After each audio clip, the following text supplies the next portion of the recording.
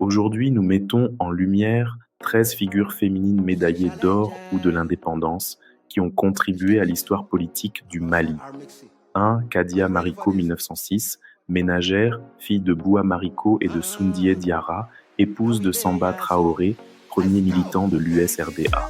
Médaillée d'or de l'indépendance pour son engagement dans la lutte politique. 2. Yama Diallo, fille d'Amadou Diallo et de Néné Diakité. Son engagement politique et son rôle dans la communauté lui valent la médaille d'or en 1966. 3. Diongoye Konaté, 1916-1990, fille de Tiélé Ouba Konaté et Fatoumata Mamassi, sœur cadette du président Konaté, épouse de Suntububa Diallo, elle reçoit la médaille d'or de l'indépendance pour son engagement. 4. Aïssata Coulibaly, institutrice et épouse de Lamine Sow, elle a contribué à l'éducation et à la transmission des valeurs de l'indépendance au Mali. 5. Maïmouna Gueye, 1912-1965. Ménagère et épouse en dernières noces de Karunga Niaré, elle a joué un rôle dans la mobilisation politique des femmes à l'aube de l'indépendance. 6. Marie Diarra, 1911-1981, enseignante et épouse en troisième noces de Georges Konaté. Son engagement éducatif et politique lui vaut la médaille d'or de l'indépendance. 7. Awa Keïta, 1912-1980. Sage-femme, fille de l'adjudant Karamoko Keïta, elle épouse d'abord le médecin Daouda Diawara avant de se remarier avec Jimé Diallo, instituteur. Son rôle dans la santé et la politique lui vaut cette reconnaissance.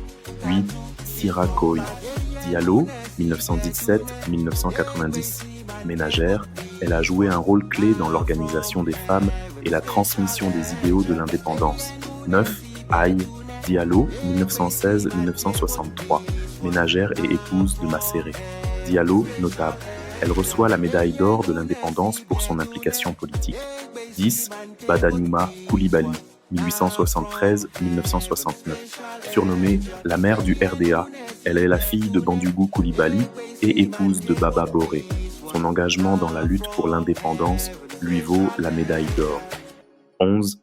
Famkele Diarra, épouse de Tora Keïta, elle a joué un rôle de soutien dans la diffusion des idéaux de l'indépendance et dans l'éducation.